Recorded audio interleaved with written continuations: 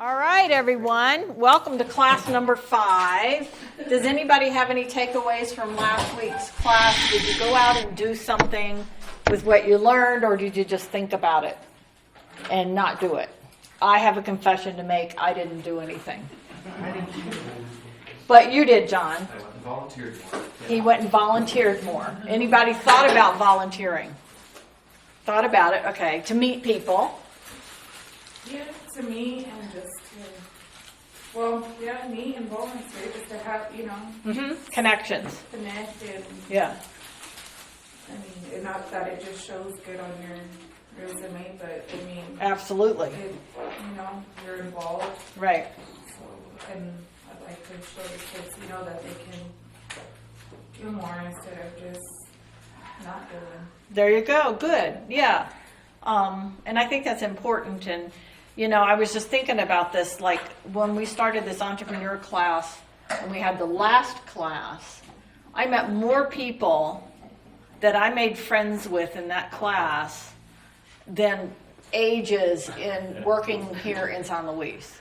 Only because we all had that common goal. We were entrepreneurs. We wanted to achieve something and make something happen. And so, that was really, really fun. Meeting all those people. We started the art co-op. We got to know people, and now it's like, oh, hi.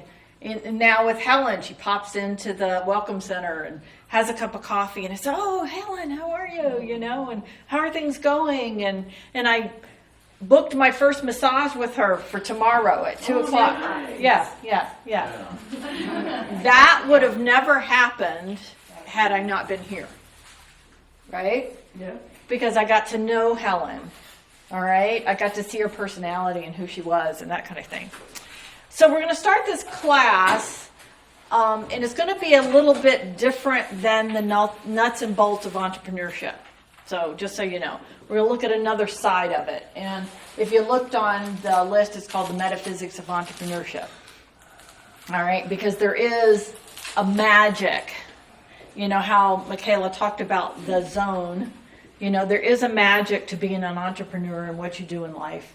And so we're going to hopefully help you tap into that, so that you can take what you're doing up a level, and attract that connection rather than having to go out and find it, having to go beat the bushes to find work and that kind of thing. So there is like a little magic that happens with that. But I want to start out sort of in a different way. I want everybody to go way back into their childhood. Jared, you don't have to go that far.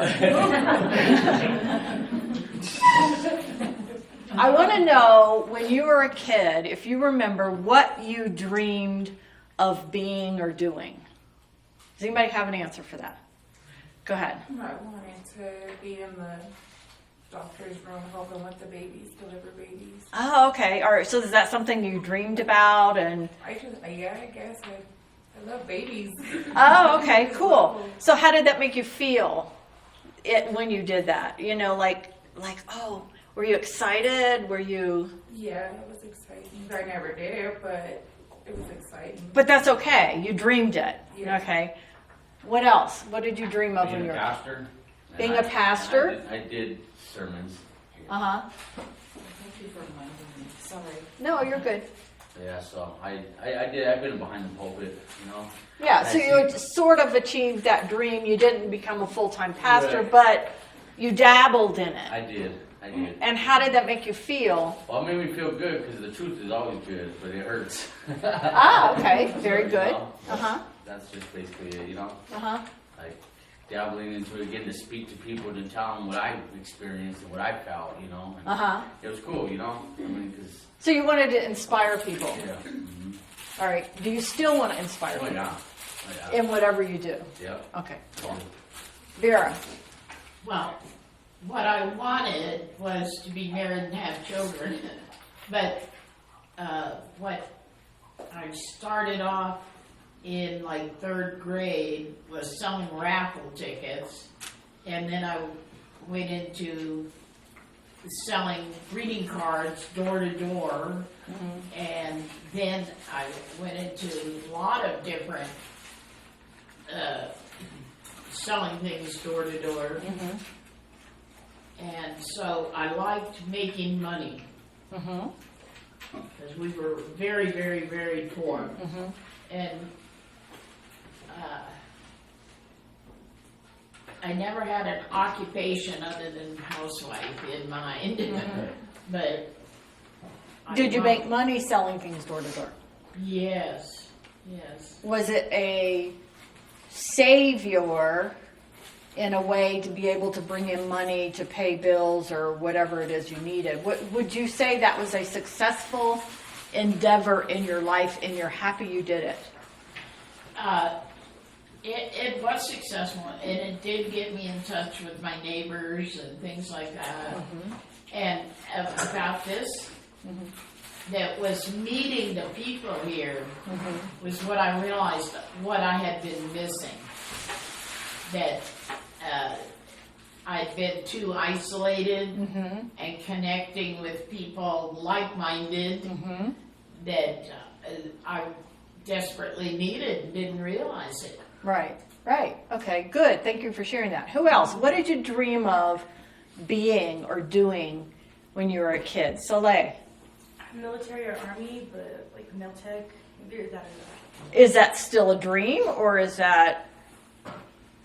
Yeah, Yeah, okay, all right. it's been the same. Okay, interesting. So you've got that in your list of dreams that maybe you might achieve in this lifetime, but does it give you excitement to think about doing that? Yeah. Okay, all right, so hang on to that. Who else? Elaine. I always wanted to be a nurse, and I didn't achieve being a nurse, but I did achieve getting my certified CNA. So I did that for some years till I got my next employment. So you did achieve it to some level. Yes. Okay, do you use that skill now? Even though you may not work for, I do. does that knowledge work for you Yes, in life? however, I'm not certified anymore. I And that's let my okay. certification go, but yeah. Yeah. Okay, go ahead. I had wanted to be a stewardess in airlines Uh-huh. to travel Yeah. when I was a kid, and I thought it would be really fun. But in growing up, I just would travel without having to be the stewardess, so I just, went across the country and things like that Yeah. in a different way. But it's more to just get out there and see the world kind of thing. And you did get out there and see the I world. did, so. And you didn't have to be a stewardess to do it. No. But as a As child, the vision was, ooh, I could be on the plane and go to different places. right. Yeah, and now you didn't have to deal with people who were grumpy or didn't like their drink or threw peanuts at you. Well, I learned later on in life that the stewardess just tends to go to 2 different destinations or whatever their route is, and it's not like they travel all over the place. So Yeah, I was yeah. like, oh, So behind that dream was the travel. Yeah, the travel. So you manifested the travel without having to do the job. Yes. Is what you did. Yes. All right, cool.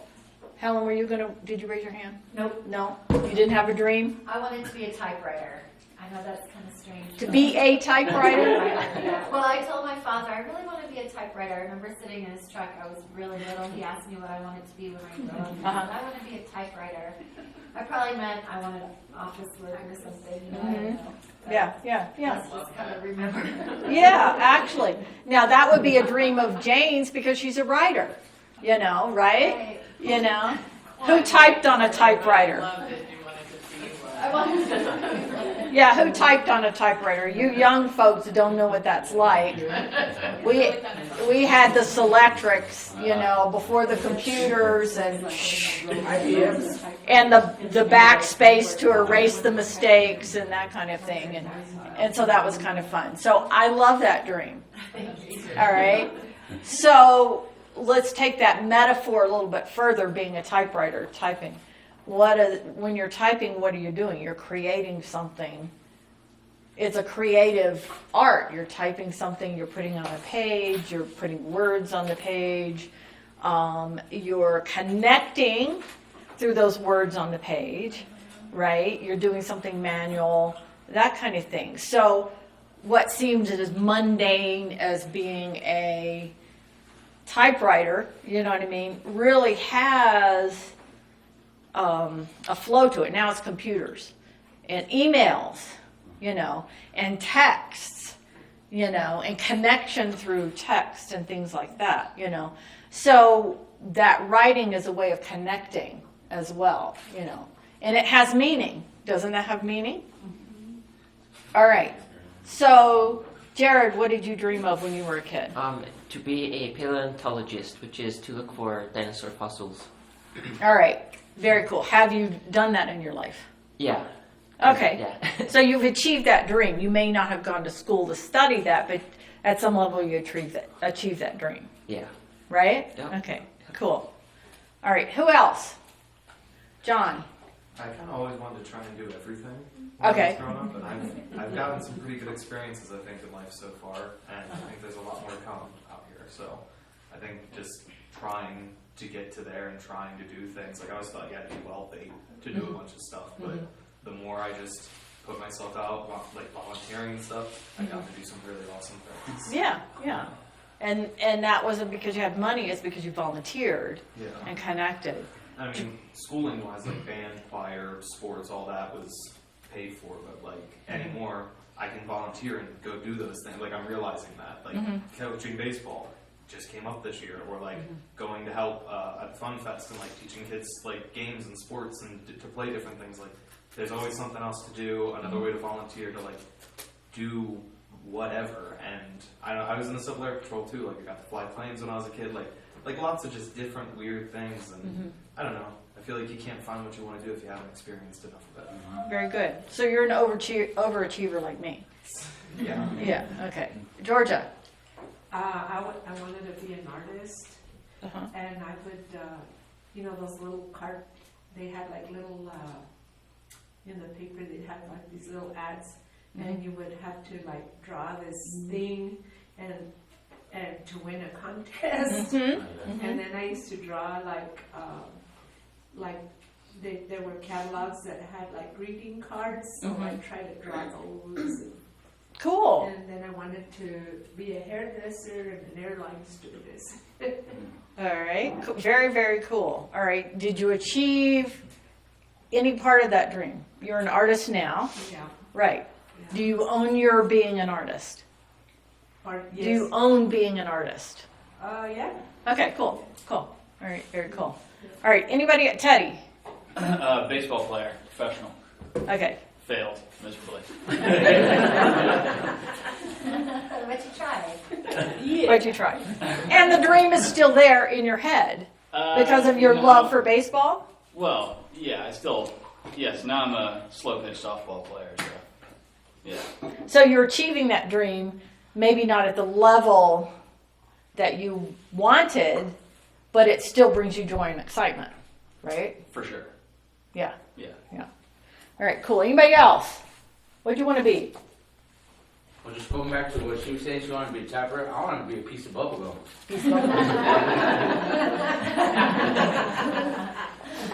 All right.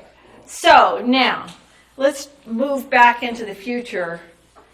What is your dream today? What is your dream that you want to accomplish in life? There's this old saying, never die without singing your song. Yours is to inspire people. Right. Okay. So behind everything you do, entrepreneurship-wise, you want to be an inspiration. Yeah. Because I've seen that in you, Aaron, where you want to inspire the kids to do something different with their life. Maybe not get into drugs. Maybe not, A lot of things. a lot of things, not what not to do because I did them and it messed up my life. So I want to be an inspiration to say you could become something different, correct? Yeah. All right. So would you say that theme runs through everything you do? Oh yeah. Because I mean, not just so much of the bad things, but so much that I learned in life. Because I wasn't fed by I was fed by a wooden spoon. So it's like, I learned to accept the things that we stand up for. If we're going to stand up for saving the kids, and we got to do a lot to save the kids. And there's just more than enough drugs, gangs, just all the violence out there. So it's basically with being a man or being a woman. Which I'm a man, so I can't say being a woman, but trying to lead the right people to the right way. Because, if they're going off step, we always need a little correction.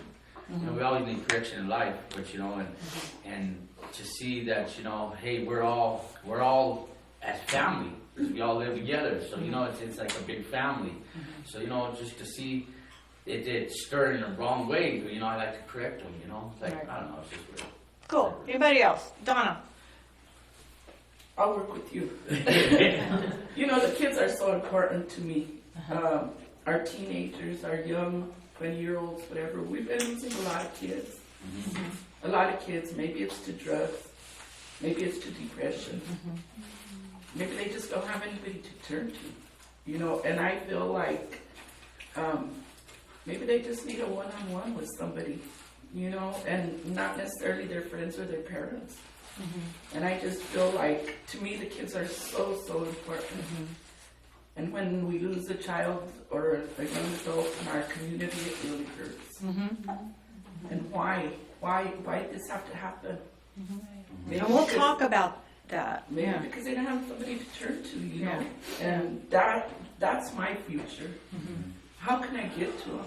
Okay, very good. Anybody else? All right. So does anybody know this name? And I always hate writing on these boards because I'm not a good writer. Michael, did I spell that right? No, A-E-L. See, this is what happens. Teddy may know who this is. He may not. Anybody know who that is? He was in the news this week. Is it a baseball player? He's a baseball player. Yeah, he's on my fantasy team. He threw a no-hitter. He threw a no-hitter Oh, man. Didn't think I would see that. for the Phillies. Yeah. Oh, wow. So on Wednesday night, August 8th, just 3 days ago, there was a 31-year-old baseball journeyman given the opportunity to chase his dream for a night. It was the first home start in Philly for Michael Lorenzen, who was traded to the Philadelphia Phillies a few weeks ago by Detroit Tigers for just a minor league infield prospect earlier this month. Not a big trade, not a big deal. Lorenzen spent 7 years in Cincinnati, serving as a relief pitcher, not the dream of a major league pitcher. But he kept at it. And so it's fair to say many would likely give up after all that time and effort and disappointment after 7 years of being just a relief pitcher. The epitome is to be a frontline starting pitcher. Teddy. At 31, not considered a youngster in the baseball field, this apparent last opportunity to reach his dream of becoming a full-time starting pitcher happened just 3 days ago. Lorenzen was only the 14th no-hitter pitched by Philly pitchers since 1876. A no-hitter is the ultimate accomplishment as a professional pitcher can achieve. My hubby wrote this, just so you know, because he loves baseball. A dream all chase, but very few accomplish, right? So maybe we didn't accomplish our dreams, but there's still potential, okay? Now, if that wasn't exciting esnough, in that very same game, a new Philly player, do you know who it is? No, but I know what you're going to say. Weston Wilson, Okay. recently called up from the minor leagues after struggling an unbelievable 7 years in the minors to make it to the big show, playing his very first major league game with his entire family sitting in the stands. In his very first major league at bat, a massive home run, an occurrence more rare in history of professional baseball than a no-hitter. So here's two guys that worked 7 years to accomplish their dream. Took them 7 years. Now, can you see it now?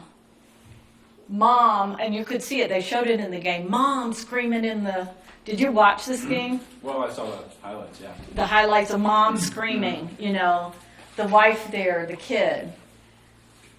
This relief pitcher is pitch a no-hitter, which is so rare, all right?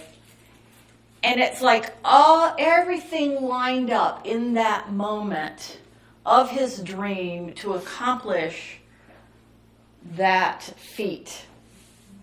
And then Weston comes along, hits his very first home run as a Phillies. Now, who's into baseball here? Anybody into baseball? Only when the Rockies are good. Okay, yeah. But you get the point here. They didn't give up. How many have given up on their dreams? Because it didn't work out right away. And yet the dream kept them alive, and you kept going, and you kept going, and you kept going. All right? All right. So to me, when things like that happen with Michael Lorenzen, you know, it was like all the stars aligned. All that hard work, all that making, you know, that effort to create and to make something magical happen. Because you have to admit that was magical, because the fans are cheering, they're up on their feet. He inspired a nation of kids who love baseball by that 70 years just being a relief pitcher, finally getting to play a big game, and he made magic happen. Have you ever had a magic moment in life where everything came together and you were in the right place at the right time, meeting the right person, that magic happened? When I got married. There you go. Yeah, that's right. When she took my girder off. I mean, the other way around, right? Yeah. Has anybody ever experienced that? Anybody want to share? Have you ever experienced that moment of there was something greater going on than just me doing my thing?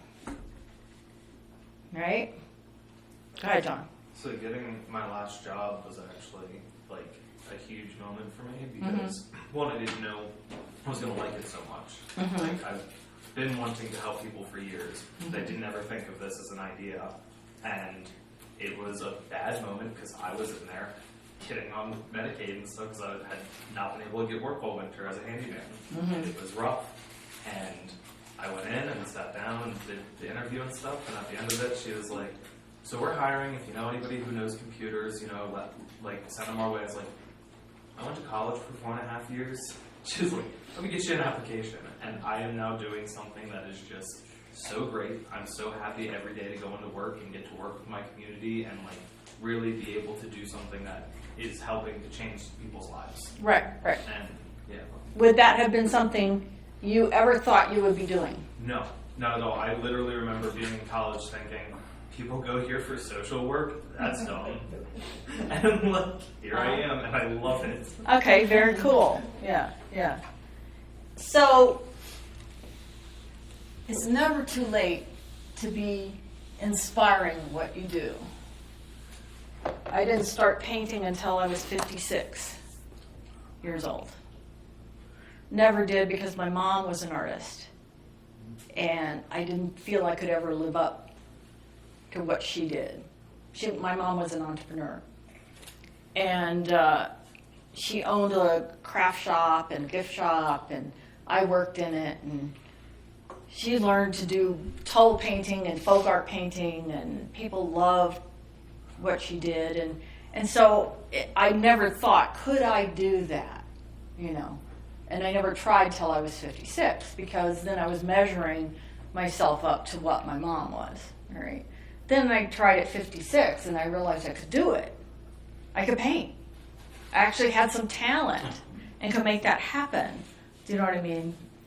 And so just realize it's never, ever, ever too late to achieve your dreams. What was it, Grandma Moses? You know Grandma Moses, the artist? She didn't start painting till she was in her 80s, I believe. And she became this really famous artist. You may ever heard of Grandma Moses? Look her up, you know. So never think, oh, my circumstances are keeping me from achieving my dreams. All right. Well, I didn't grow up with money, or, well, I had this bad childhood, and I got all this emotional stuff going on, and or I don't, I don't have self-esteem. I don't think I'm good enough. You know what I mean? So all of those things can keep you from achieving your dream. Now, as an entrepreneur, you're wanting to achieve something, whether it's to make extra money, whether it's to connect with people, So there's a lot of different reasons why we become an entrepreneur. For me, it was always, I wanted to see if I could do it. Had an idea, let me see if I could do it. Did all of them work out? No. Did I learn something from every experience? Absolutely. Absolutely. So, let me see if this works. It's so hard. Well, I'm not going to complain about drawing on boards. I'm just going to do it. It sort of looks like a circle, right? Have you ever heard of a Vesica Pisces? Yes. All right. Yeah, I know you would know. Yeah. All right. So we're going to talk about the metaphysics of entrepreneurship. All right. And by metaphysics, did anybody know what the term metaphysical means? Beyond the physical. Beyond the physical, absolutely. The beyond the physical has manifested itself on planet Earth for forever. If you look at the masters, let's say like Jesus, his whole life was metaphysical, beyond the physical. He turned water into wine, right? He healed people, That was that whole story. I would say 75% of the Bible is metaphysical experience. All right. So he had a connection with something that was beyond the physical. And so that's what I want you to start thinking about. Is there something out there? AA calls it higher power. Native American calls it the Great Spirit. Christianity calls it God. There's all different. Metaphysicians call it universe. I call it woo. That's why I call it Woo University.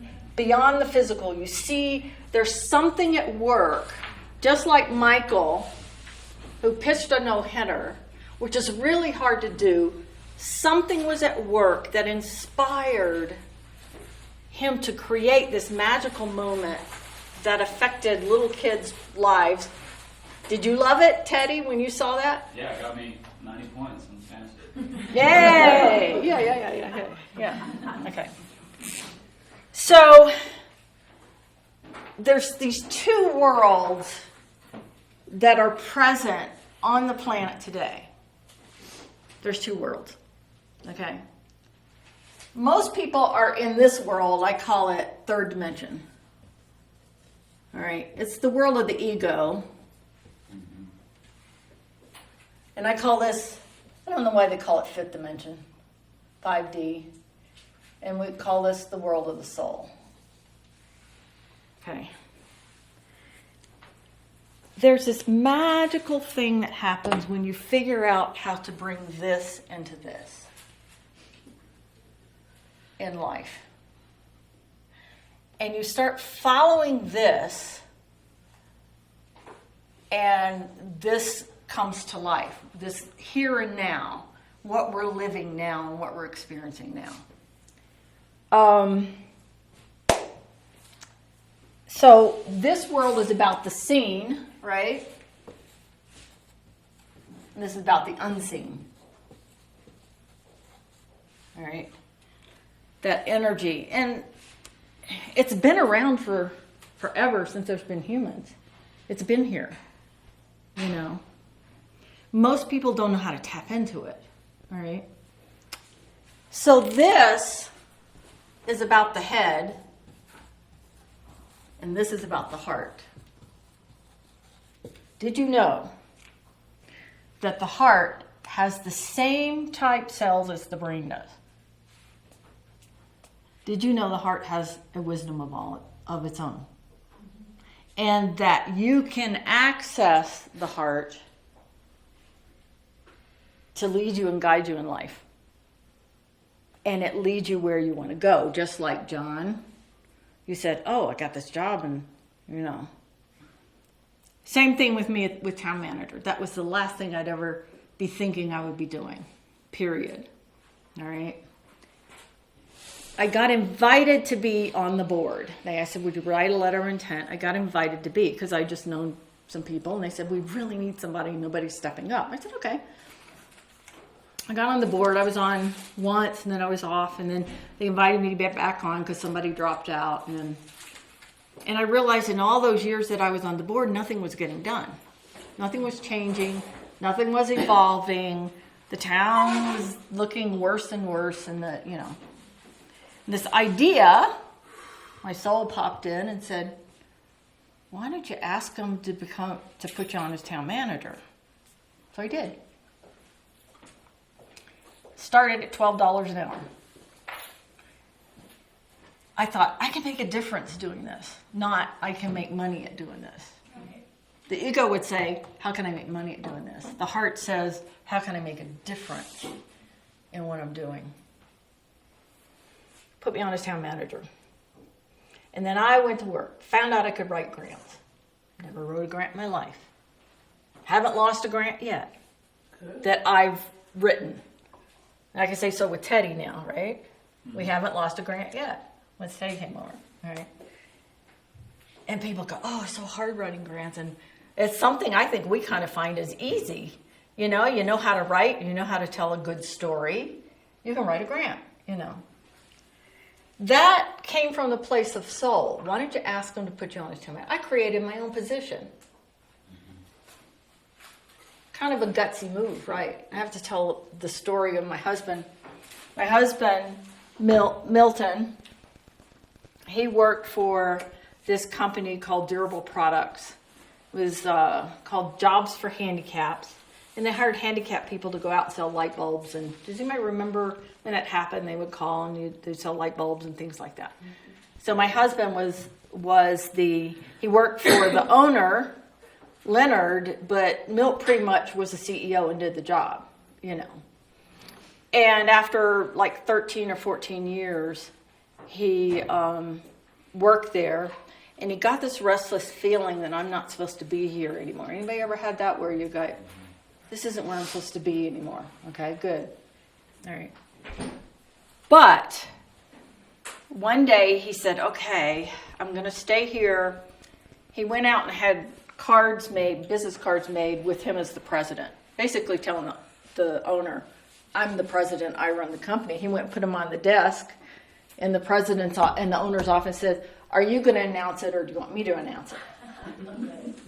Now, that's a gutsy move, right? All right. He brought that company up for 14 years, really built it up as a great, great company, but he got this restless feeling, I'm not where I'm supposed to be. That was his soul calling. The world would say, stay where you are, you're making a bunch of money. So when he went to the president to say, hey, I think I'm going to quit, the president started throwing more money at him. I'll give you the company car. All right, I'll give you half of the company. I'll pay you more money. He kept throwing money at don't leave, because he saw Milt's value, because Milt was a people person. Leonard was not. Milt built the company. Leonard just depended on Milt to do it. And he kept throwing things at him. Now, the world, the third dimensional ego world said, yeah, I'm making a lot of money. I got to stay here. Yet the soul's calling is I've got to go do something different. All right? He finally was sitting in,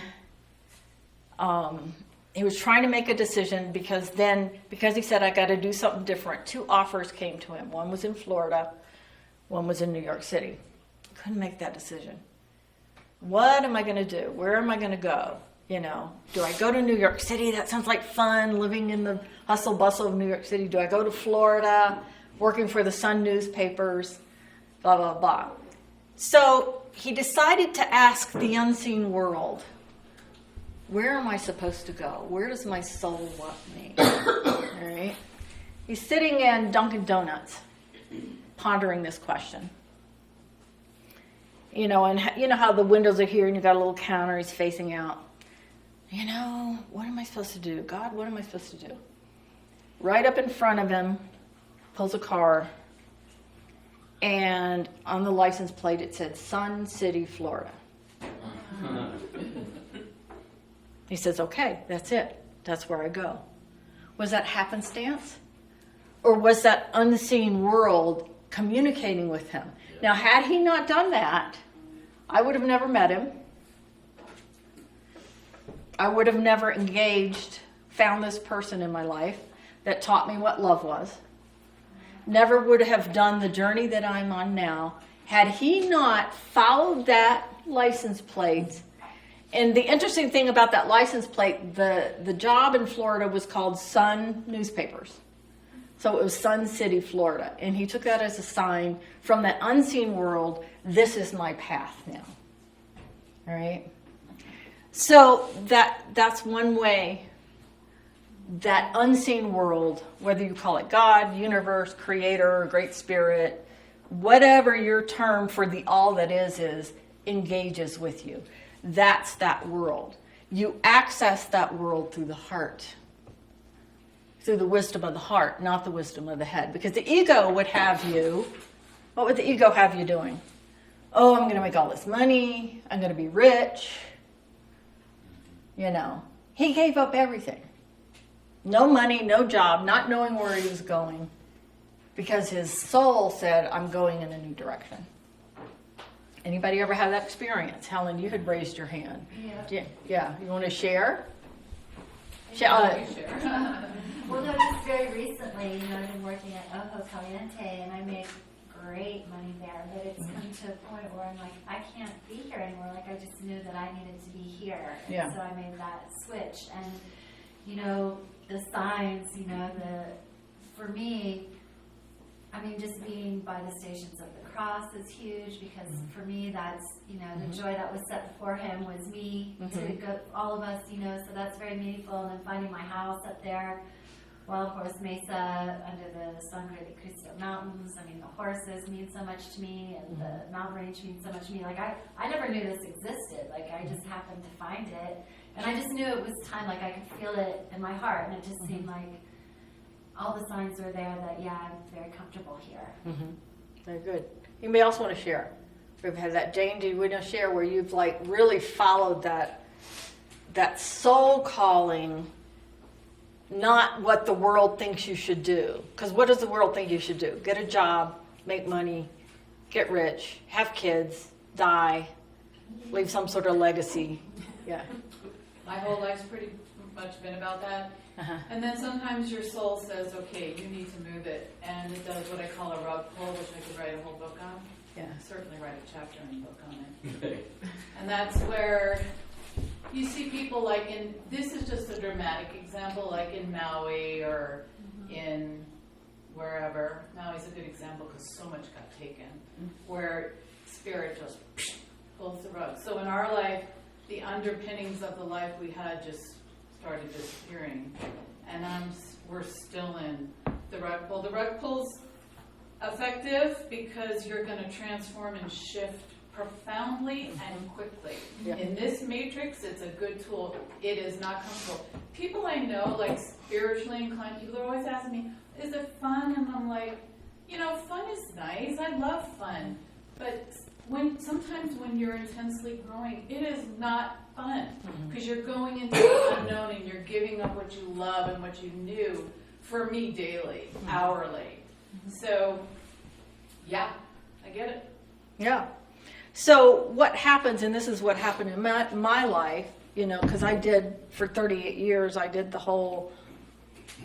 everything the way everybody said you're supposed to do it. I went to church, I went to Bible school, got the job, I got married, I got kids, and I found myself miserable. absolutely miserable. And I'm going, I've done it right, you know. And I somehow accidentally invited what I call the woo, you call it God, whatever you want. I said, why don't you be my teacher? And then all these incredible mystical, metaphysical experiences started happening in my life because I went to Source to teach me, not what man, not what third dimension, and then I've lived this incredible life that I've led by my heart because it opened my heart to see that this presence lives in everything. It lives in everything. So, and I'm suggesting this to you today to realize that, what is it? Spirit said to me this morning, a mind without heart has no power. So you could be an entrepreneur all your life, but if it has no meaning, no heart, it will be empty. It'll be just making money. That's all it'll do. All right. And a lot of people make money their God. You know, that's what the world wants you to do, make the money and make all your money and have the big cars and have the fancy stuff, you know. And yet it falls short, you know. So somehow there has to be this. Now, this world doesn't teach this, right? Heart. Matter of fact, it looks down on you if you have emotions, if you have feelings, if you cry. Who was raised with, oh, you don't cry, you don't be angry, you know, you just hide all those things. And yet, those are all parts of the heart, you know. So we've talked a lot about in entrepreneurship, all this part and the nuts and bolts about it. But what I want to share with you is that once this is applied to this, magic happens in life. You're able to walk in and say, you know, I think you ought to put me on as town manager. Because I've loved it, and I learned I could do things I never thought I could do, John. You've learned things you never thought you could do. Yeah. My experience with this is current. The job I'm doing right now, they're hiring for remote in a lot of other counties in this state. And because we're a small county, we can pay what we can pay. And right. Adams and Arapahoe and Jefferson, they're all starting at $32 an hour for the same job. And I could do it sitting in my house. So I have told a lot of people, like, I couldn't even imagine doing that, switching away from this because I'm here. I'm working for the community in which I live. And like you said, what is your goal now? I think because I live here and this is where I'm at, by the time I'm, you know, in my 50s, 60s, 70s, however long I make it, I'd love to see this place be something so great. Something that everybody that's here wants to be a part of and do things to build the community and just be a nice place instead of, you know, everyone I see on Facebook, don't buy here, people are going to come rob you, this is going to happen, this is a terrible place, it's corrupt. Like, I want it to be somewhere that everyone goes, this is where you want to go because it's amazing. Thank you, and thank you for that, because see, that's your adult dream. You want to make a difference in what you do. That's why I got into the town man. I want to see if I can make a difference. And I feel like I have. I feel like I've made a difference.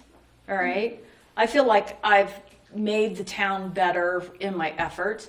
Are there hard days? For sure. You know. So when you're thinking about your entrepreneurial experience, there are going to be hard days. Opportunities for growth. That's all they are when you have hard days. Opportunity growth. Now, let me share this one thought and then go. Because I liked what John's saying. One thing I learned along the way is you cannot create from a negative space. You cannot create from a I can't do it, I'm not smart enough, I can't figure it out. I have this real challenge with me. If I don't know how to do it, I'm going to figure out how to do it. I won't let that stop me. Does it make sense? When you're an entrepreneur, you have to have that attitude. You have to say from a positive space. Now, are you going to have bad days? Are you going to have that one customer that throws A hissy fit? Sure. And then you can either take that and let it destroy you, or you take that and say, what can I learn from this? Why did I draw this into my life? What am I supposed to learn from it? Once you learn that everything that happens to you, you are creating, even if it's a negative experience, you draw the experiences into your life that can best help you grow. I used to have a fear of male dominant energy. And one day I told God, I said, I don't want to be afraid of male dominant energy anymore. So guess what happened? I got 3 male dominant assholes that came into my life that I had to figure out how to deal with. I asked the unseen world, I wanted to end that. And they brought them into my life. That unseen, okay, you want to learn how to deal with this? We'll show you. I mean, and they weren't just a little bit male dominant. They were big male dominant. And I finally learned that I could let my inner bitch out and stand up and set a boundary and say no. All right? Had nothing to do with entrepreneurship, but it had something to do with that was a block for me being the best version of me, being afraid of male dominant energy. You know? And now, boy, you pull that toward me and I'm right in there with you. And that's a great story. And again, it has to do with that unseen world helping you.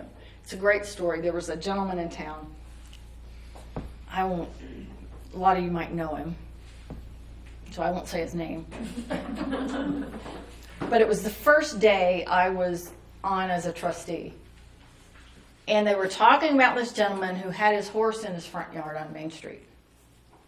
You know who I'm talking about? Yes. And I used to walk all the time back and forth to the post office. And I could smell the poop and the pee. And all I said in that meeting was, well, I smell the pee and the poop. We really shouldn't be in the front yard. You're not supposed to have animals, you know. That's all I said in the meeting. So whoever was in that meeting went back and told this gentleman. When I walked to the post office the next day, he was standing there on the phone. He looked at me. You said my horse stinks.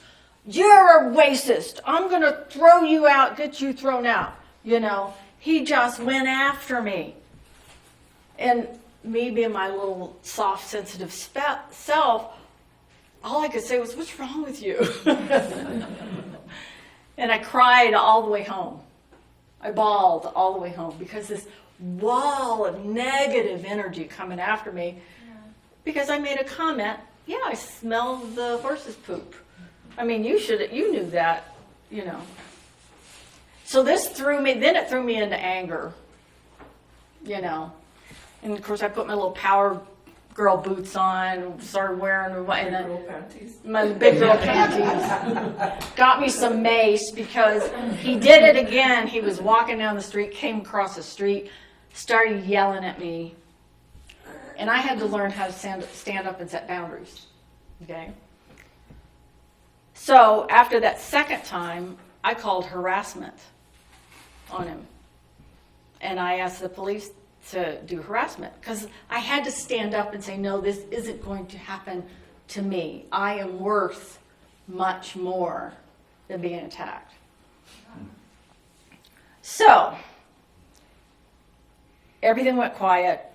Didn't see him again. Of course, I was terrified to walk down the street. I stopped because I was afraid of this energy. I was afraid of, and put this in context with your entrepreneurship. You cannot be afraid to be an entrepreneur. All right, you got to do what your heart says to do, whether anybody else believes it or not. So I stopped walking because I was afraid I was going to run to him, and finally, do I tell this part or not? You know this story. Tell it.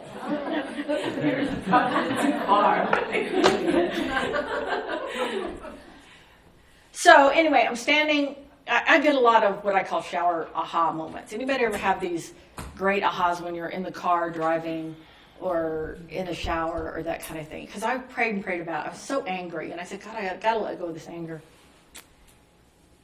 And I'm in the shower. I hear this voice, this female voice that says, well, build him a barn. I let go of all the anger. I go, oh my God. He loves his horse. He just needs a barn. He doesn't have a place. He was even putting the horse in the kitchen. He cleaned out all the kitchen to put the horse. You know. Well, build him a barn. And I'm going to go, well, that makes a whole lot of sense, doesn't it? He loves his horse. He called it his therapy horse. And all he needed was a barn and a place to put it. And it shifted me from anger at this male dominant asshole, all right, to, oh yeah, could I do something loving for him? So Milton and I went to Milton. I said, let's see if we can raise the money to buy him a barn. To build him a barn, because he had property in the county behind that house that we could have built him a barn for his house. So we really started looking at that. You know, I did have this thought, and this is like crazy. I did one day, I said, oh, God, does he still need to be here if he's not getting his lessons? We were supposed to go to court in 2 weeks, and that night, not that night that I said that, but a couple of weeks later he died. That's when and I thought, oh my God, I killed him. You know. But I literally shifted that unseen heart world, space of love, shifted me into, we'll build him a barn. Okay. All right. Don't know why I went down that path, but it's a great story, right? All right. And that's all to tell you to say how, when you're living from this space, and sometimes you can look at this because this is your head space, your ego space, but where you want to be living in life with entrepreneurship and your whole life. Ooh, how do you draw a brain? Or does that look like a sperm? So that's supposed to be a brain, but most of this world is about the brain, the head. You bring the heart into it all, and it changes everything. Just like the story or my looking at this gentleman. Yeah, I have nothing but love for this gentleman now. Was he a wounded soul? Yeah. Did he have issues? Yeah.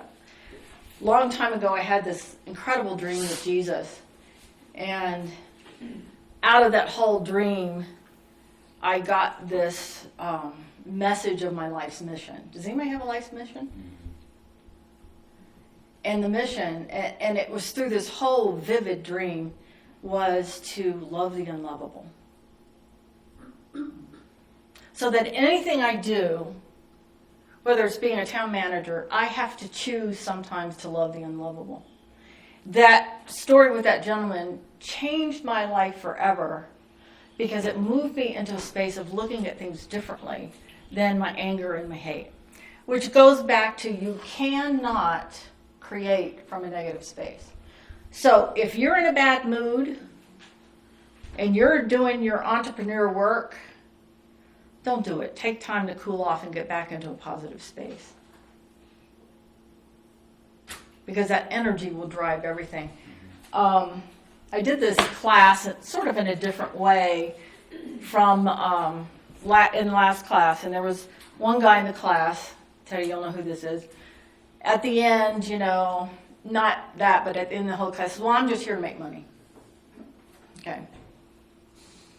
So I saw him the other day, and I said, well, how's the business going? Oh, I quit that. The guy never paid me. All right. So it never went anywhere because he was just in it to make money, right? So this is about making money, which we all need, and there's nothing wrong with that. But when you combine making a difference,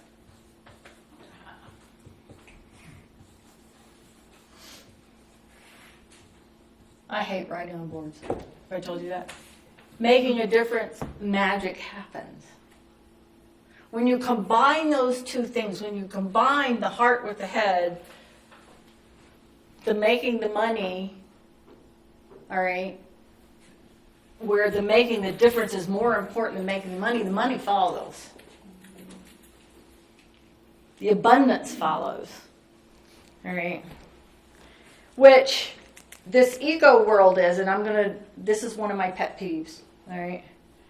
You know, everybody's heard about the whole AI, artificial intelligence, right?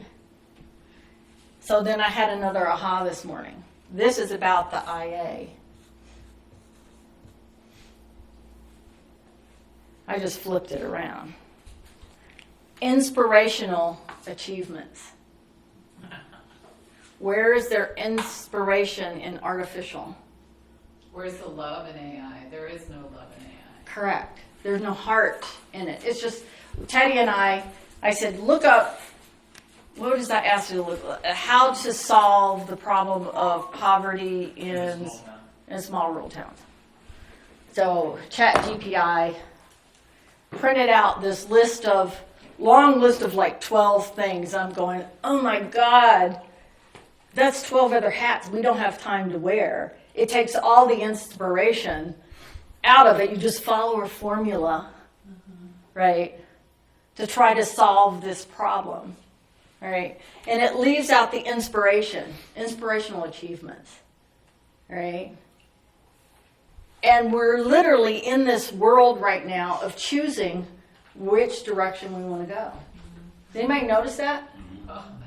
Anybody notice this? There's this world and there's this world. This world is screaming at you, pay attention to me, go down this path, which keeps you from this path and finding that inspirational achievement. I think it was just the other day, I was noodling about this problem of, do we need to rebrand San Luis? Yeah. And this thought popped into my head. Again, unseen world, connection with inspiration, that said, San Luis, what was it? Wait a minute, I gotta think about it now. It was about San Luis, and it was experience heaven and earth in the heart. Experiencing heaven and earth in the heart. Because isn't that spirituality here? Isn't that beauty here? Yes. You know what I mean? And doesn't it awaken the heart, that nature, that beauty, that presence Yes. of whatever that is, if you want to call it God, if you want to call it nature. I mean, in reality, there's only God, and God exists in all things. All right? We have a tendency to separate it out, like, oh, my spirituality is when I'm in church, but your spirituality can be in your job, and your entrepreneurship, and your where you love those kids and seeing them. Does that make sense? Mm-hmm. So I want to change. This is about ChatGPT. Not that I don't think it could be a useful tool, but when you're dependent on it and you lose your inspiration, I think that's where the problem is. I call it woo GBT, which means woo, great positive thoughts. Great positive thoughts. All right. This is about intellect. Well, you know, man. ECT, 2 L's, Yeah. intellect. Okay. This is about consciousness. And intuition. And intuition, yes. However you spell it. All right. Susan, Yeah. just real quick, that just brings me up to, I'm in this job that I'm doing, but it says on here that they're welcoming me onto their company. It says, I'd like to welcome Aaron Hernandez. He's an outstanding man with a lot of drive and compassion to help others. I feel he's going to go far. And then I put this, you know, because like it wasn't about the job. It was, I was like, thanks for looking out. I said, my ambition to grow in any position, place, or job gives hope. That's what I drive for, to succeed and build at the same time. So it'd be like your soul, you know, your heart, working with, you know, having the compassion for others, to build and help out each other, not just think about Correct. a dollar sign. Correct. And that's where the magic is. Yep. If you're like, oh my God, I haven't made a sale. Oh my God, I haven't made a sale. Oh my God, I haven't said. Oh my God, if I'm ever going to make a sale. And that's where your focus is. You'll literally push that away. Yeah. Because Other than, how can I make a difference in that person's life by what I do? Yeah, and that's true, because like next to my shop, you know, we have like different vendors, and some of them sell the same things I do, but then I was like, you know what, wait a minute. And then they didn't last long. Yeah, I was like, you know, wait a minute. I was like, that's not fair for me to do the same, to take away their fun, because Right. there was their ambition. Like, oh man, little kids, you know, sell snow cones. Hey, do it. I mean, now I'll change mine to slushies, you know, but see, it was a thing that, you know, like you said, you got mad. That's how my heart was. I got mad, but then I was like, wait a minute. I said, then it made me look like I'm a bad guy. It's like, you know what? We all got to work together. Right. So we all got to have a flavor of something. We all got to share each other's, you know, not really money, but share each other's thoughts and a way of doing things. You know, Right. like giving in to, like, you know, being, you know, hey, she's selling donuts. Hey, well, cool, sell donuts, because I know I sell it, but sell it, because, you know, if you don't, then people. Competition is good. Competition is good, but at the same time, a little community, we got to think of others, you know. So like me, I'm closing down my shop to open a bigger shop, but it wasn't about money. It was like, that's what it needs. Right. There needs to be a clothing store here or something, you know, like different things in this town. And you know, that's just, I got connected with the right people at the right time. You know, and then for the music, you know, I got connected with some big old things. And before I leave the shop, we're gonna do a big music video. You know, so we got a lot of things going on that's gonna happen. And I know this town's gonna be put on the map. But you know, coming from Denver to a smaller town, I didn't think I was gonna make it. But you know, and getting married, you know, my kids are out here now, and it's cool because I see the change that's coming along, and then from the town too, the change is coming along. You know, it's brightening up. It's not dying no more. You know, so Right. And see, it takes people like you and like John and the rest of you to say, how can I make a difference in my community? Not what can I do just for me. So this is a me mentality, and this is a we mentality. When I serve another, I'm serving myself. When I serve another, I'm serving myself. Most people are in the me, what can I get. This is about getting, this is about giving. All right, we'll stop at 5 minutes, have a break. One more story. I got lots of them, unfortunately. And I have lots of stories because I started living from this space. Do you know what I mean? Where magic happened, you know, where Milt and I started the prayer and meditation garden called Mother Mary's Garden down on County Road P, right? That was a soul's calling. And this is what I want you to start thinking about. What is my soul's calling? All right? Yours is to inspire, right? All right. And that that's got so many stories with it. But because it was a soul's calling, we didn't have money to build that place. Milt and I were just poor little following our hearts. We moved from Virginia Beach to Sedona to Australia with no money, you know, back to Sedona. We did this thing where we followed what our heart was telling us to do with no money. Who was it? We traveled, you know. You probably had the money. We had no money, but everything would show up.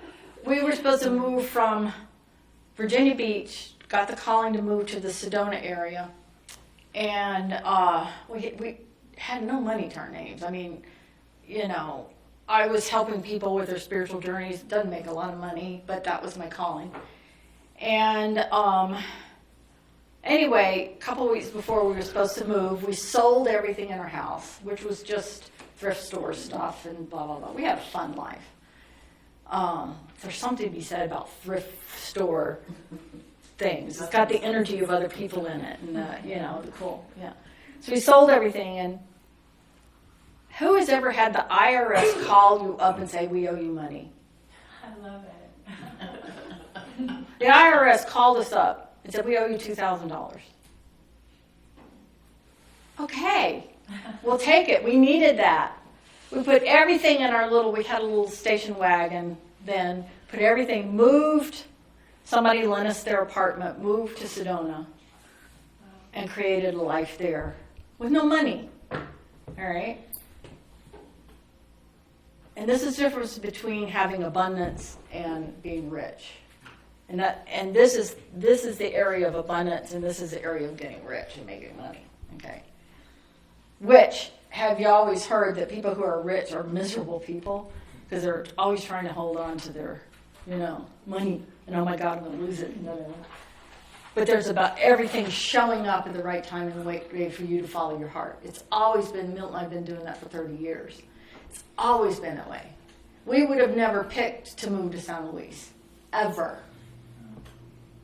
And then there was this calling to come here, right? To create this sacred space out here for people to come and connect with God in the way that is best for them. We have a lot of people that have sort of been wounded by religion or haven't lost their God connection because something that happened at their church or blah, blah, blah. And so our mission is to how do you find that connection with that unseen world without having it be through religion, all right, which is magical, all right. And so, but anyway, long story short, and I forgot where I was going with it, as far as, so we got the calling to do this. We thought it would be in Arizona. It cost money to buy land. God brought us up here. Hated it. Didn't want to live up here. We didn't want to live 8,000 feet up in the air. All right? Didn't want the cold winters. Didn't want the, And so we turned around and came back. We looked at, Melbourne Ranch. And no, we just can't do this, And yet our urge was come to San Luis, come to San Luis, come to San Luis. Got back to Taos, spent the night at Taos. I woke up and heard that voice that said, surrender to the land. We had just bought our first house together. Lived in it 9 months in Cottonwood. Thought everything was going to happen there. It took me till Gallup to tell Milt what had happened that night. Because he was so adamant he didn't want to live in this high up in this cold weather. And I finally told him at lunch, I said, this is what happened last night. I was told to surrender to the land. And he says, okay. Okay. We got home, we told 3 people, okay, this is where we're supposed to create this space. And one of them wrote back and said, I'll buy the land for you. We had no money. Put a house on the market. We bought it for $142. It sold for $209. Had 3 full offers the day we bought it, which gave us the money to move up here. Didn't have to earn and make that money. We manifested it. The abundance came. All right, so let's take a break. 15-minute break. Then we'll come back and we'll finish this story and see how you can apply these things into what you want to do with the rest of your life. So, okay. Thoughts, comments, ahas? Go ahead, Vera. I just want to say that I'm thrilled for your message. I am grateful for your message. I rarely see it explained so well. Thank you. And so true. Mm-hmm. Yeah. So, Anybody else? Thank you, Vera, for that. Anybody? It's sort of like more of a question, but like, what about when you realize, because some of the stuff that you're talking about here, I've been myself coming to realize, with the last year or so. Uh-huh. And, but then like things always happen, or there's always something that gets thrown, when something gets thrown in your path, that sort of creates another obstacle, like you've already overcome an obstacle, but then something else from another place, another obstacle comes up. Okay. Good. It's a good question. Yeah. Because once you start really engaging this, what's blocking you from getting there is going to come up. Does that make sense? All right. So let's use the example of the gentleman and being afraid of male dominant energy. All right. That was a block for me. It made me insecure in life. Right. It made me not be able to engage certain people. It made me want to withdraw from life. because I was afraid of that male dominant energy. Okay. So I challenged that belief, that fear. All right. And so this responded by bringing me exactly what I didn't want to experience so I could learn how to deal with it. So let me erase this and show you. This is fun. All right. So if you're going to be an entrepreneur, you need to be a we person, not a me person. And which made me think of your story. We were starting that welcome center and we were creating a little coffee shop in it. And then here come the Aragons to build a coffee shop. So instead of saying, oh, damn, we said, let's buy their coffee. And when they're not open, we'll put a little sign on their door and they can come over and buy it from us. So we're supporting that coffee business by selling their coffee in the welcome center instead of, this is my competition, they messed up my business. We don't sell a ton of coffee. We're there to welcome people. We're there to give them information. We sell 14 different, maybe it's probably about 16 now, different artists' products out of the Welcome Center. Jared has sold choke cherries out of there. Teddy's sold pies. I've sold my little paintings, blah, blah, blah, blah, blah. So we took that as an opportunity to how can we work together rather than me, mine, you're messing up my business kind of thing. You bring it in as a we thing, not a me thing. Okay. So, back to your question. I didn't forget. Life, when you're trying to get to what I call heart consciousness, all right? If there are blocks to that unseen world responds to say, okay, you want to get here, we got to deal with some blocks to that. So some people have a block about money. Anybody have a block about money? Making money? All right. Go ahead, Jane, were you just raising your hand? Yeah, I was just saying, yeah. Yeah, a block about money. Okay. So you got to figure out what that block is because it's keeping you from being successful. All right. All right. Some people are really insecure. Anybody insecure, afraid to talk to people sometimes? All right. Yeah. Okay. All right. So you invite that unseen world in to say, would you heal that in me? Would you show me that I'm made of divine stuff? God thought of me. God thought of me, or I would not be here. Universe thought of me. All right? And that's where your worth lies. It doesn't lie in what you do or whether you're a great entrepreneur or whether you're a great artist. You're here for a reason. There's a soul's calling for every one of you in here. Someone's to be a great mother. I think of that. Was it Michael? What's his last name? Lorenzo's mother. In the crowd, cheering him on, screaming, And the role she played in his life to get him where he is. That was her role.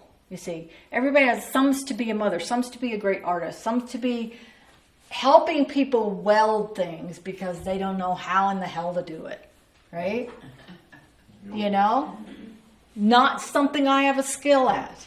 So I hire somebody else who has that skill. All right, so life, how do I say this diplomatic? Should I just not say it difficult? Life is full of shit. We can speak this way because Remy's not here this week. Okay. I always have to be careful when he's here. Yeah. Life always throws us shit. Who's had shit thrown at them in life? Who's had something bad happen? Someone die? That threw your world? Okay. So here's our little pile of manure.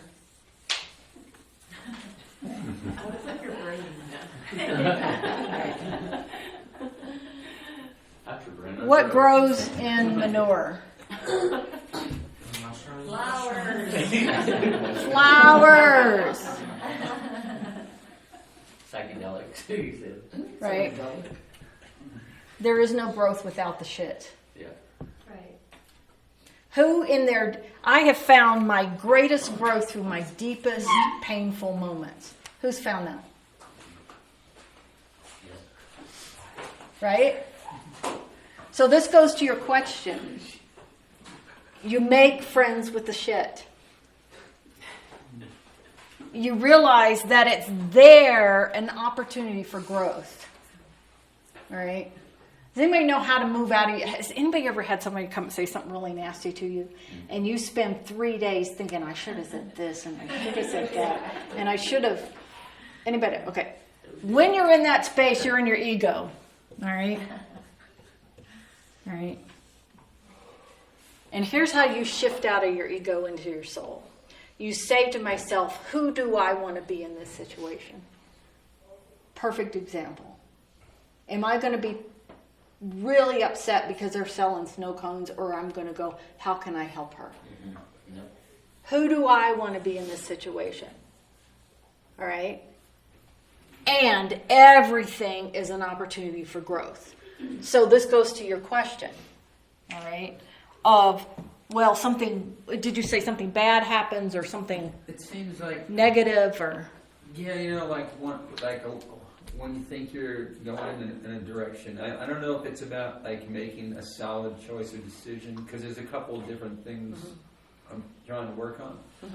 And just like 3 things will come up, like say it all at once, that, well, I have to address this and I have to address this and that. And before I could get to there, I guess. Then you deal with it. Yeah. And But don't let it get you down. I mean, when you hit obstacles in life, because you're going to hit, as an entrepreneur, you're going to hit the obstacles. Yeah. Period. And like when you said you're 56, and then that's when it hit you about being an artist, because that's the age I was last year when all this stuff started coming to my. Maybe I should think about something else, or just go back to a dream that I had when I was in my 20s. Yeah. And It's never too late to fulfill a dream. Yeah. What were you going to say? Well, I was just gonna ask, like, hey, there's a lot of obstacles thrown my way, but like, I was grumpy about it, but then I was like, you know what? Like, for instance, there's a snow cone place. I was telling them, I was like, hey, well, this one's good flavor, you know what I'm saying? You try this one out, because, we sell a lot of this and this and this. And I said, the best thing, too, is like, if I'm not here, call me up and I'll bring a speaker out to you so you have music in that, because people love to be with themselves. We heard your music one day, we were having coffee. It's like, man, that's what made me go across the street to see where that music was coming from. And see, that's why I tell them, I was like, you know what? And they were kind of afraid at first, but then I let them have the speaker for a week. But I tell everybody, I'm not there to make money. I'm there to bring people out to start intermingling, because this town's dying, and it's dying because nobody's doing nothing about it to step up to help people out instead of bash that business because they're selling snow cones and I sell snow cones. No, I help them out. Just I said, here, play music so people can hear it. Because people, when they hear music, something happening, they'll go see what it is. Yeah. So that's why I was like, here, I told the girls, it's like, you here, play the speaker, put music on, but don't play screw this, do that. You want to play something smooth where people get into their inner self. Like, man, I haven't heard that song in years and years, and it brings back their childhood. Yeah, we kind of missed that. Teddy and I kind of missed that. Going at the After this What movie, made you leave Denver? Because a lot of times with your type of business, retailing and stuff, a lot of people think the opposite. Like, maybe I should go towards the city.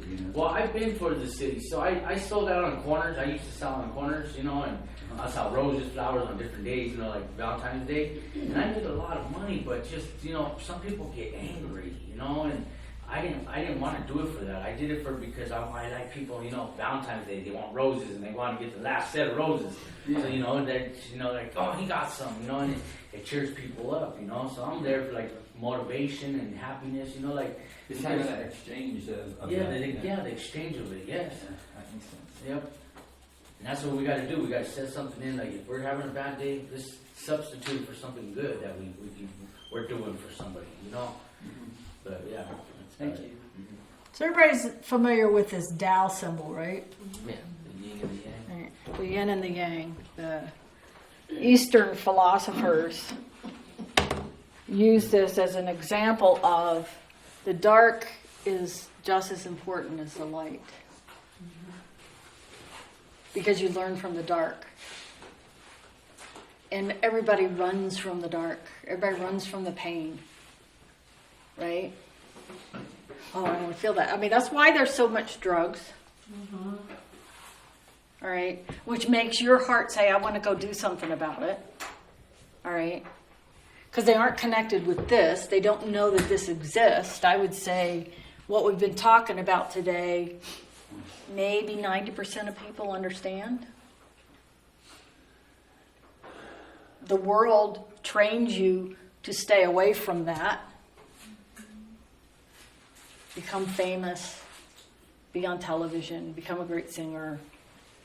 You know, instead of just being you here where you are doing the best you can. You know.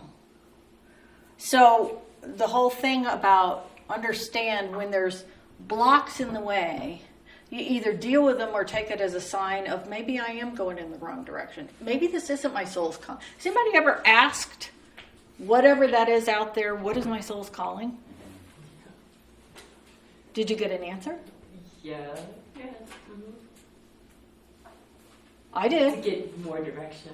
Yeah. More direction. Yeah, I did. Love the unlovable. They didn't say, go make a bunch of money.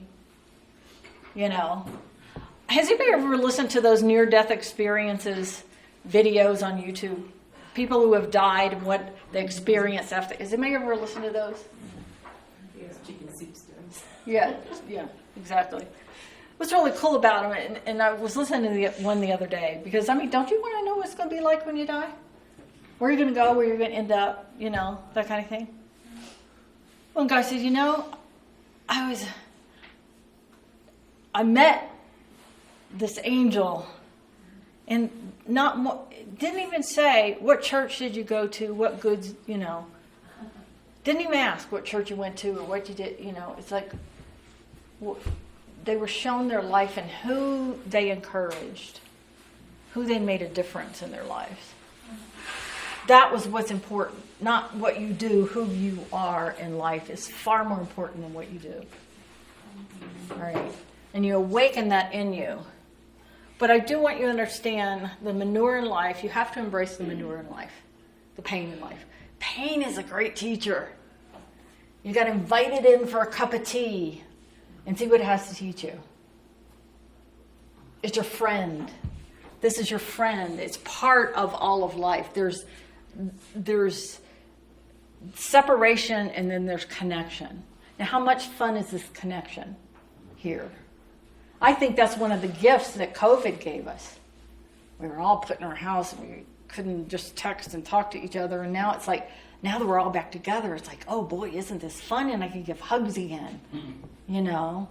And we can have heart to hearts and I don't have to worry about breathing on them and thinking they're going to die, you know? It was a gift. And how many of us hated it? Oh, I hate life this way, you know, anyway. But it was a gift because it brought us closer in seeing our humanity and our connections, you know. So that's really, really important stuff. So there's another good Taoist story that I always love, and as you're going forth as an entrepreneur, it's called Not Minding What Happens, or who's to say what's good or bad, all right? And think about this as you move forward in life. There was a farmer. He had one horse to plow the field. And one day his horse got out and ran off. Gone. Anybody ever had lost something and go, oh my God, how am I going to make it? Right? His neighbor comes over and says, oh, this is horrible news. Horrible, horrible news. And to commiserate. And the farmer shrugs his shoulder and says, who's to say what's good or bad?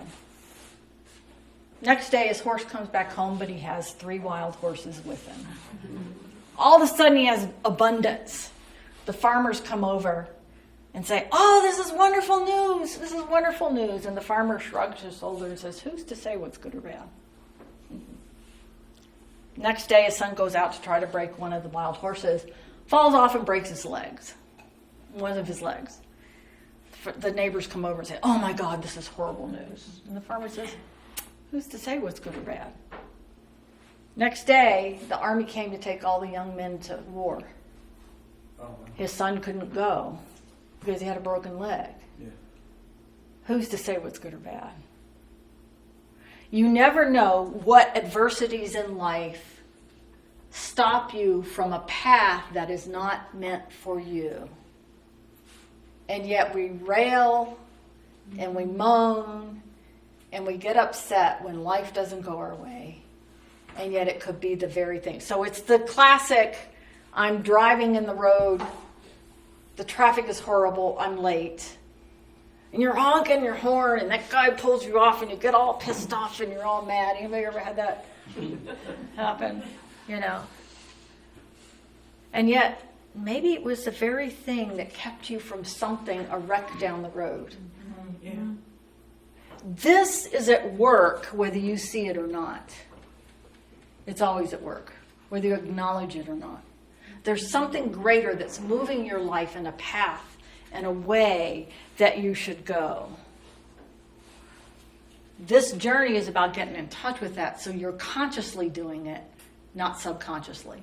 Not keeping, if you're bumping into road blocks all the time, you're going, maybe this isn't where I'm supposed to be. Where am I supposed to be? What is my soul's calling? Why am I here? You manifest that and magic happens in life. And it's not about making a lot of money. It's about abundance. So we had the heart's calling to create that. The land was given to us. All right?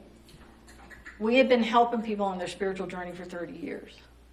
We raised $1.5 million of private donations from these people that we made a difference in their life to create that sacred space out there. No grants, no loans. We said, God, if we're going to do this, we're not going to go into debt for it. If this is where I'm supposed to be, the money will flow. It will happen, you know. And my husband and I have lived our lives that way. And when my time is done as town manager, my heart will go in a different direction and follow what that says. Right now it's not. I see the time is getting close, you know, because I feel like there's other things I need to be doing, but I'm not done here yet. And I'm following that heart that says when I'm done, I'll know it and I'll leave and I'll move on, whether I'm making money or not, because I know that will provide for all I need. Okay? So I'm going to leave you with a story. I think I've got it. Oh, one more thing before we go into the story. You get back what you put out in the world. Yeah. If you're an angry person, you're going to get angry people at you. Oftentimes you'll draw things to trigger unhealed wounds that you haven't dealt with, like being afraid of male dominant energy. You know, I drew that. I asked for that. Do you know what I mean? That's the way that engages with you, that unseen world engages with you, that if you connect with it, it will start engaging back with you. It will lead you on your path, that your soul's path is. It will lead you where you need to be and who you need to connect with. That's one thing I love about the Welcome Center. There's people that come in there sometimes and you know you're supposed to have that conversation with them. It's one of my favorite things. I don't know about you, Teddy, but one of my favorite things is the connections you make in the Welcome Center. And there's these wonderful souls that are living their dream and doing their life, and you connect on that heart level, you know. One thing I realized a long time ago, I think I came in that way, where I was always looking for a heart connection with people. I was always looking for that. Didn't find it, you know. Like I felt really empty as a teenager, you know, because I couldn't find anybody that saw me. And I was shy and I was quiet and I was afraid of the world and blah, blah, blah, blah. And it made me really depressed as a teenager. Not suicidal, but like You know, why am I here? What am I doing? You know what I mean? One of the greatest gifts you can do in the world as an entrepreneur is see other people and call out their dream in them. And see that spark of the divine that exists within them that they don't even know is there, and call it out. So, what you get back what you put out in the world. If you put out negativity in the world, you're going to get negativity back. If you put out love, grace, kindness, appreciation, open-heartedness, you will get it back. It will come back to you tenfold. And then the other question you should ask is, how may I serve? Because there's only one of us here. We all got the same blood running through our... There's only one of us here. I love the Jesus saying that love thy neighbor as thyself. It doesn't say love thy San Luis people that were born here as thyself. It doesn't say love the people who believe the same way as I do as thyself. It says love thy neighbor as thyself. Whoever they are, wherever they are on their journey. You are here to express this to the world. That's your biggest calling. And you do it through what you do and who you connect with. So we think it's about entrepreneurship and making money and those kind of things. It's more about this is a means to an end. I'm doing this, but what it really is meant, how can I connect and serve people through what I'm doing? How do I make friends? How do I get them to open their heart? How do I realize that the world is brimming with this stuff? And most people don't see it. So I'll leave you with a story. This isn't about Teddy, but the kid's name is Teddy.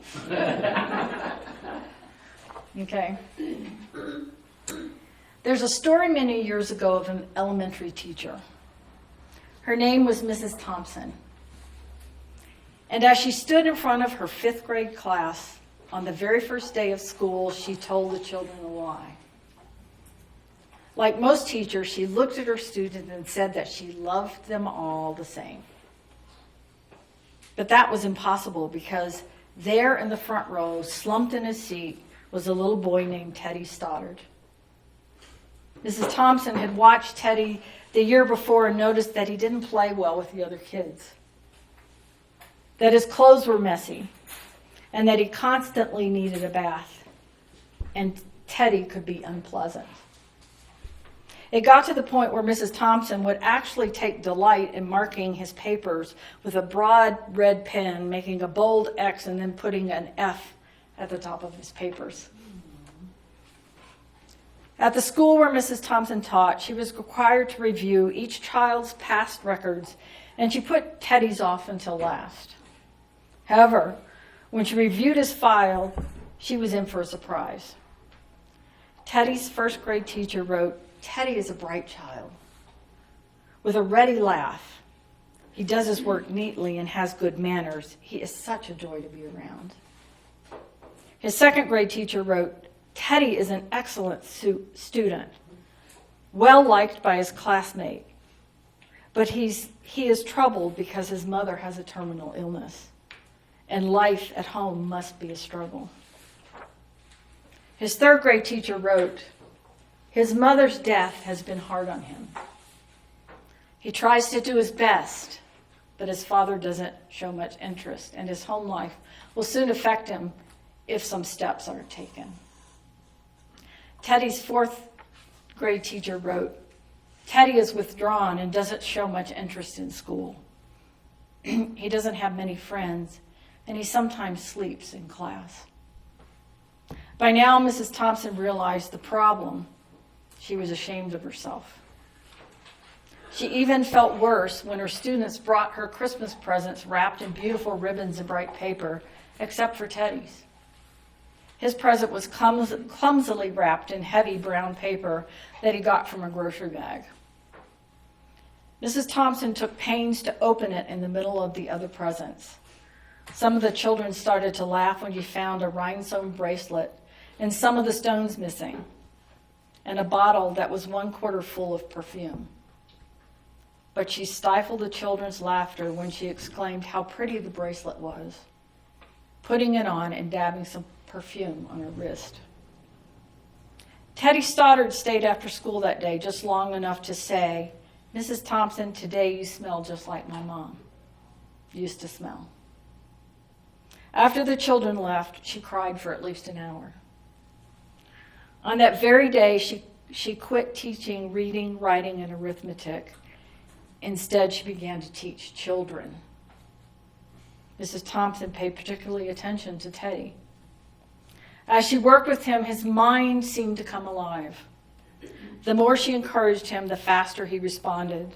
By the end of the year, Teddy had become one of the smartest students in the class, and despite her lie that she would love all the children the same, Teddy became one of her teacher's pets.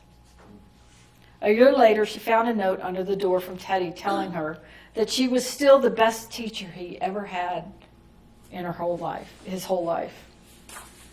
6 years went by before she got another note from Teddy. He then wrote that he had finished high school third in his class and she was still the best teacher she had ever had in his whole life. 4 years after that, she got another letter saying that while things had been tough at times, he stayed in school and stuck with it and would soon graduate from college with the highest of honors. He assured Mrs. Thompson that she was still the best and favorite teacher he'd ever had in his whole life. Then 4 more years passed and yet another letter came. This time he explained that after he got his bachelor's degree, he decided to go a little further.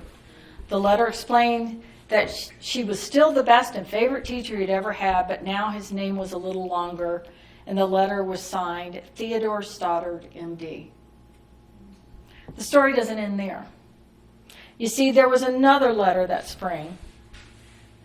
Teddy said that he met this girl and was going to be married. He explained that his father had died a couple of years ago, and he was wondering if Miss Thompson might agree to sit in the place at the wedding that was usually reserved for the mother of the groom. Of course, Miss Thompson did. And guess what? She wore the bracelet, the one with the several rhinestones missing. And she made sure she was wearing the perfume that Teddy remembered his mother wearing on their last Christmas together. They hugged each other, and Dr. Stoddard whispered into Mrs. Thompson's ear, "Thank you, Mrs. Thompson, for believing in me.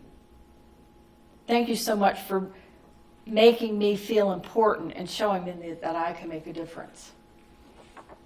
Miss Thompson, with tears in her eyes, whispered back, and she said, "Teddy, you have it all wrong. You were the one who taught me that I could make a difference. I didn't know how to teach till I met you." Isn't that a beautiful story? That's what life is about, stuff. That's the stuff life is about. Thanks, Eddie. Yes. Yeah. So, see the difference you can make by whatever you do, whether you're an entrepreneur, whether what you do, it's all about heart. You know, I don't have a degree in school. I never went to college. I went to Bible school, but I don't have a degree. Didn't study to be a town manager. Didn't study to be really anything. I mean, I was raised that you get married, you have kids, and that's what you do in life. And, I was taught that the husband takes care of the wife, and blah, blah, blah, blah, Didn't find my spark until much later. Everybody likes to put their, is that going to write? You know how people like to put their degrees behind their name? And I always like to say, Susan Sanderford, no, did that wrong. CBG.